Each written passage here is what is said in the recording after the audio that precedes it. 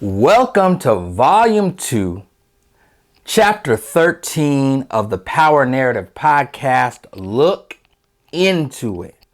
I am your host, B. Green, aka Belief Narrative, empowering you through awareness, inspiration, and motivation through the power of story.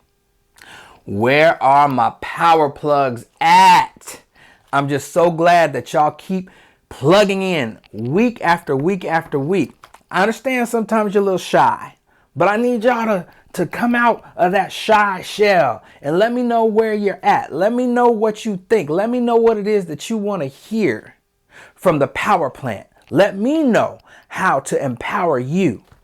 Thank you for doing all the right things by the podcast, following, commenting, sharing, downloading. Thank you so much as we grow, as the power narrative reaches more and more people around the globe. I thank you. Let's plug in. There was a man who worked as a bellhop in a fancy resort. And there's nothing wrong with being a bellhop unless that's never what you intended for your own life. You see, the only reason that he was a bellhop at a hotel is his mother was a maid at that same resort, and she lived and died in that job. She passed down that tradition, and he followed suit. Now, let's put a bookmark in that story, and we'll come back to it. We're going to plug into another story told by a famous pastor. Now, there was a pregnant dog who was attempting to cross the street. She almost made it, but she got struck in the very back hind leg, and she drugged that hind leg from that day forward. Well, she gave birth to a litter of 100% healthy puppies. And I'll be doggone if every one of those puppies drugged their back leg. There was nothing physically wrong with any of these puppies. The reason why they drugged their back leg was because that's what they saw Mama do.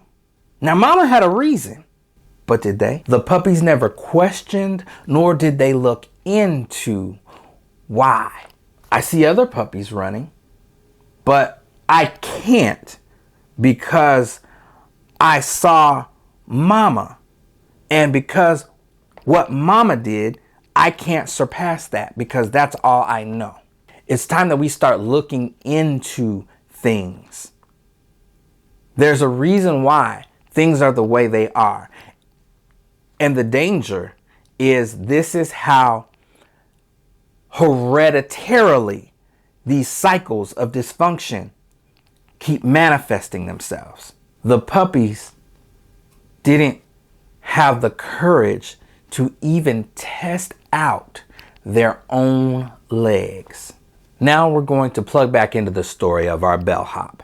This bellhop was carrying the load of a previous generation's poverty. Now here's where the story gets really interesting. Now he would come to work faithfully every day, would never miss, and he would work himself to the bone. And unknown to him was that his father was a billionaire who owned that resort and left the resort to him in his will. The truth of this was hidden from him. There were those who knew the truth, and they kept this secret hidden for their own gain. His mother never told him the truth because she was ashamed of their secret relationship, and she died with her secrets. The issue is, this man never looked into who his father was, one, and two, he never had the courage to follow his own dreams. His mother passed down the tradition of working in the hotel. She passed down the uniform, and he followed suit. Don't let this be you. Don't follow suit if the suit don't fit. Allow yourself to dream. Allow yourself to have the courage to test out your own legs, to make belief reality. Remember, dead things settle, living things thrive, they grow, they learn, they allow themselves to be and do according to their inner vision. There's a really interesting story in scripture about this very thing. There was a young man whose identity had to remain secret his entire life because he hid for fear of being found out. The threat of death lurked around him and surrounded him every day. His life didn't start off this way. His life started out great. For the first 4 years of his life, he was on top of the world. His grandfather was the king. His father was the prince next in line to receive the throne. And at 5 years old, his entire life changed in one day. You see, his father and his grandfather were killed on the same day in battle. With the king and the prince dead, this put the child in mortal danger, and his caregiver in the middle of the night grabbed him and was trying to escape to save his life, and in her haste she fell, and due to that fall it crushed the little boy's leg, and the wounds that he suffered in his legs were irreversible. So his life completely changed, and a new king took power, and his family. Now he had to live in the shadows and watch this other king and this other family take prominence. And I could only imagine the things that he heard. This king is the reason why all these misfortunes happen to you. Look, you got to stay hidden, because if he finds out that you are who you are, the most natural thing for him to do is to take out the threat against his crown. So we have to keep you hidden. It was widely known and widely publicized that the king, his grandfather, hated this new king and tried time and time again to kill him because he viewed him as a threat to his crown. So after all these years and all this conditioning about staying afraid and being safe, and how this new king took his place and took power, and what he did to his family and all this type of stuff, there came a knock, knock, knock at the door. The secret was out.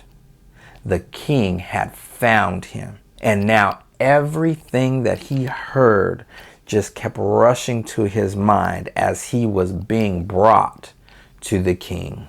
I could only imagine what this young man was going through.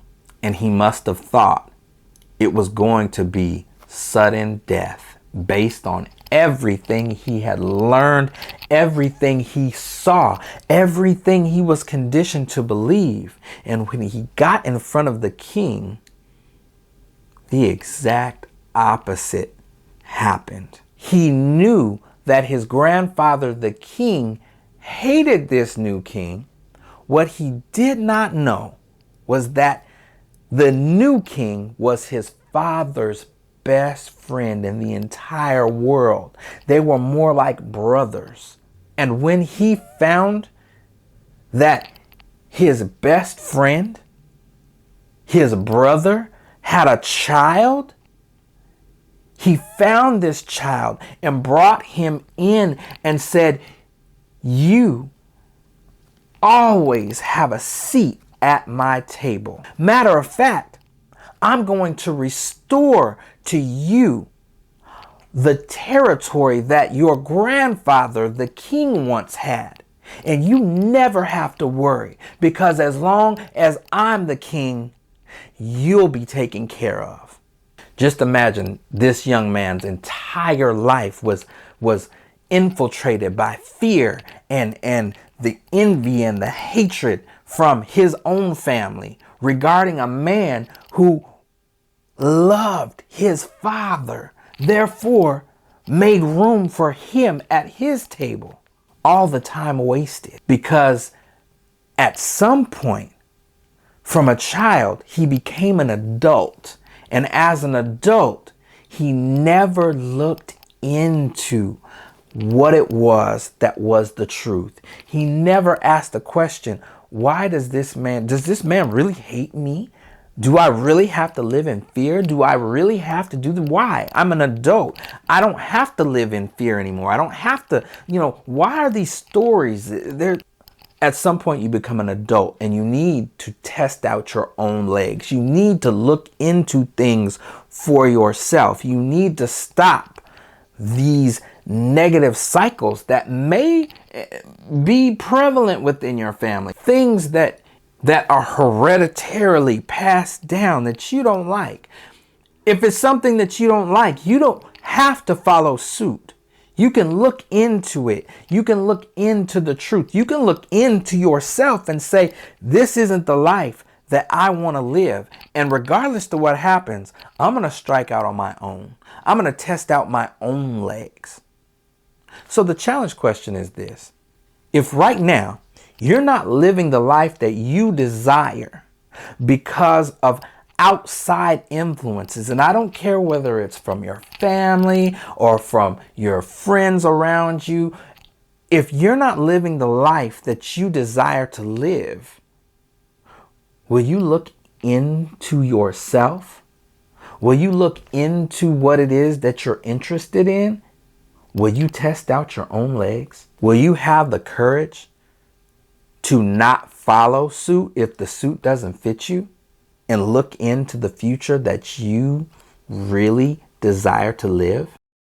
To change the narrative in your life, take the next step. Invest in yourself and book a life strategy coaching session with me at www.beliefinteriordesign.com. Let's start the journey of making belief reality.